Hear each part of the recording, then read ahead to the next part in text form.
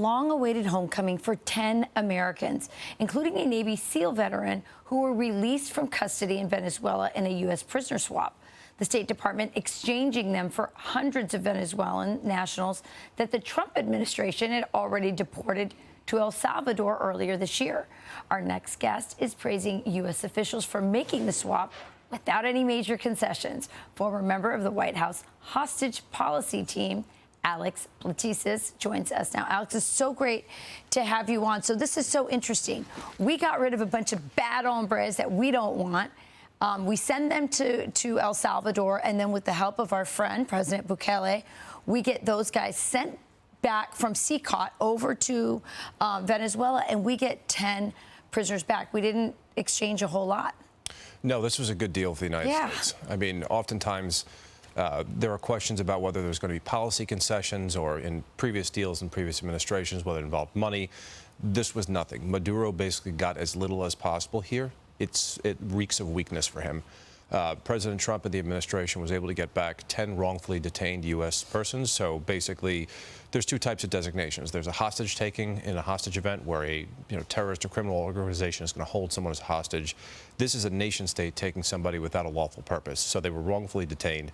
And in return, they got 250 suspected criminals that were being held in El Salvador. So if you get 250 dirtbags for 10 American citizens back, it's a pretty good deal. I'll take it. Keep the change. So there's a couple things I want to cover before we go to our next topic. So one is, why were so many Americans, I think a lot of Americans were surprised to know that basically American citizens were being kidnapped. Was this for ransom? What was going on? Why were so many Americans being detained in Venezuela? I mean, it's a great question. So folks are not supposed to be really traveling to Venezuela right now. Some folks were taken before those policies were put into place.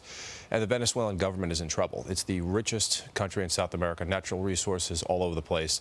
And yet two socialists, one after another, have managed to drive that place in the ground, which is why you don't hand the keys to a country now. Right? The poorest country, which is why you don't hand the keys to a country to a socialist. This is what happens afterwards. So they were kind of seen as bargaining chips, and normally you would expect more out of it. But Maduro is in such a weak position right now. He had threatened to annex a third of neighboring Guyana next door that's got access to vast mineral wealth in terms of oil and gas. And there was quite a bit of pushback from the international community. So he's reeling, he needs support, he needs relief, and he's looking for anything to get outreach to the administration at this point. So why would he take this deal?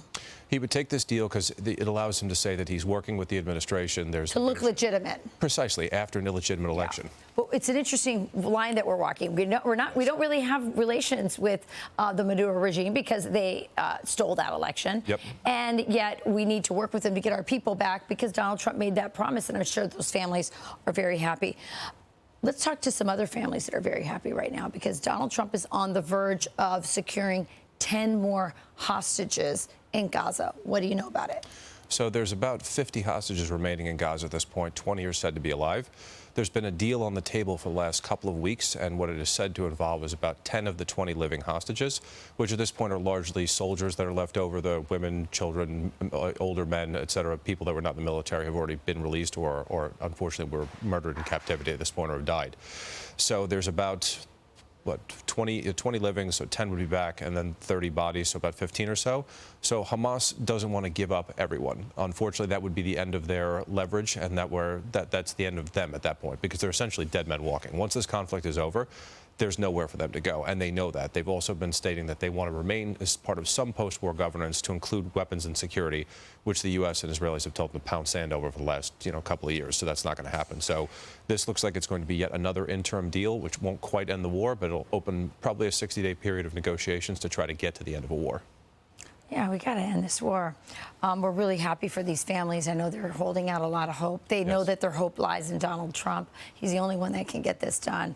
And of course, we also pray for those being affected by the war in Gaza. It's been horrific. We just talked about highest number of child amputees of any modern conflict. So there's a lot of tears and across both sides. So thank you so much, Alex. Really great report. Really appreciate the work you did in Afghanistan as well. Thank you so much for having me. It's God's work. I'm Steve Doocy. I'm Brian Kilmeade. And I'm Ainsley Earhart. And click here to subscribe to the Fox News YouTube page to catch our hottest interviews and most compelling analysis.